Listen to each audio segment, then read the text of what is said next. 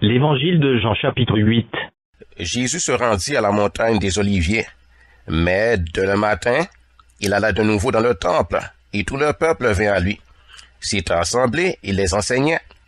Alors les scribes et les pharisiens amenèrent une femme surprise en adultère. Et la plaçant au milieu du peuple, ils dirent à Jésus, « Maître, cette femme a été surprise en flagrant délit d'adultère. Moïse, dans la loi, nous a ordonné de lapider de telles femmes. Toi donc, que dis-tu? » Il disait cela pour l'éprouver, afin de pouvoir l'accuser. Mais Jésus, s'étant baissé, écrivait avec le doigt sur la terre. Comme il continuait à l'interroger, il se releva et leur dit, « Que celui de vous qui est sans péché jette le premier la pierre contre elle. » Et s'étant de nouveau baissé, il écrivait sur la terre. Quand ils entendirent cela, accusés par leur conscience, ils se retirèrent un à un, depuis les plus âgés jusqu'au dernier. Et Jésus resta seul avec la femme qui était là, au milieu. Alors s'étant relevé, et ne voyant plus que la femme, Jésus lui dit, « Femme, où sont ceux qui t'accusaient? Personne ne t'a-t-il condamné? » Elle répondit, « Non, Seigneur. » Et Jésus lui dit, « Je ne te condamne pas non plus. Va, et ne pêche plus. » Jésus parla de nouveau et dit, « Je suis la lumière du monde. Celui qui me suit ne marchera pas dans les ténèbres, mais il aura la lumière de la vie. » Là-dessus, les pharisiens lui dirent, « Tu rends témoignage de toi-même, ton témoignage n'est pas vrai. » Jésus leur répondit, « Quoique je rende témoignage de moi-même, mon témoignage est vrai, car je sais d'où je suis venu et où je vais. Mais vous ne savez d'où je viens, ni où je vais. Vous jugez selon la chair. Moi, je ne juge personne. Et si je juge, mon jugement est vrai, car je ne suis pas seul, mais le Père qui m'a envoyé est avec moi. Il est écrit dans votre loi que le témoignage de deux hommes est vrai. Je rends témoignage de moi-même, et le Père qui m'a envoyé rend témoignage de moi. » Ils lui dirent donc, « Où est ton Père? » Jésus répondit, « Vous ne connaissez ni moi, ni mon Père. Si vous me connaissiez, vous connaîtriez aussi mon Père. » Jésus dit ces paroles, enseignant dans le temple, au lieu où était le trésor. Et personne ne le saisit, parce que son heure n'était pas encore venue. Jésus leur dit encore, « Je m'en vais, et vous me chercherez, et vous mourrez dans votre péché. Vous ne pouvez venir où je vais. » Sur quoi les Juifs dirent, « Se tuera-t-il lui-même, puisqu'il dit, vous ne pouvez venir où je vais? » Et il leur dit, « Vous êtes d'en bas, moi je suis d'en haut. Vous êtes de ce monde, moi je ne suis pas de ce monde. C'est pourquoi je vous ai dit que vous mourrez dans vos péchés. Car si vous ne croyez pas que je suis, vous mourrez dans vos péchés. » « Qui es-tu? Lui dirent-ils. Jésus leur répondit, « Ce que je vous dis dès le commencement. J'ai beaucoup de choses à dire de vous et à juger en vous.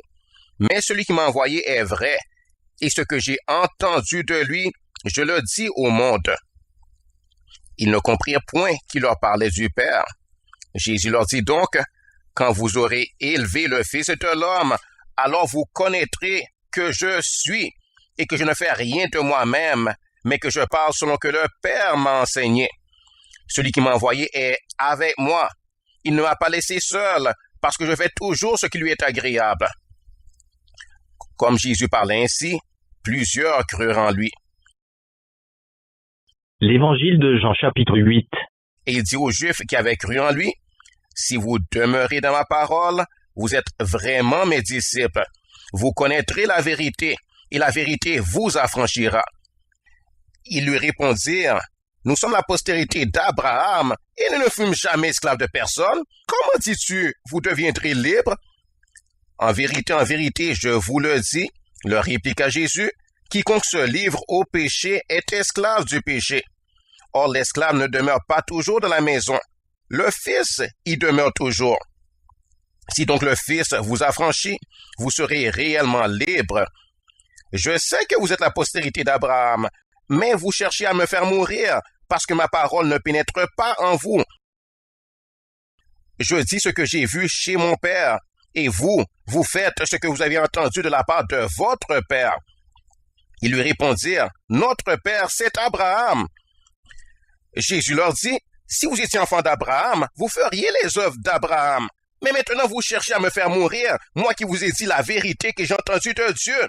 Cela, Abraham ne l'a point fait. Vous faites les œuvres de votre père. Ils lui dirent, nous ne sommes pas des enfants illégitimes. Nous avons un seul père, Dieu. Jésus leur dit, si Dieu était votre père, vous m'aimeriez, car c'est un Dieu que je suis sorti et que je viens. Je ne suis pas venu de moi-même, mais c'est lui qui m'a envoyé. Pourquoi ne comprenez-vous pas mon langage? Parce que vous ne pouvez écouter ma parole.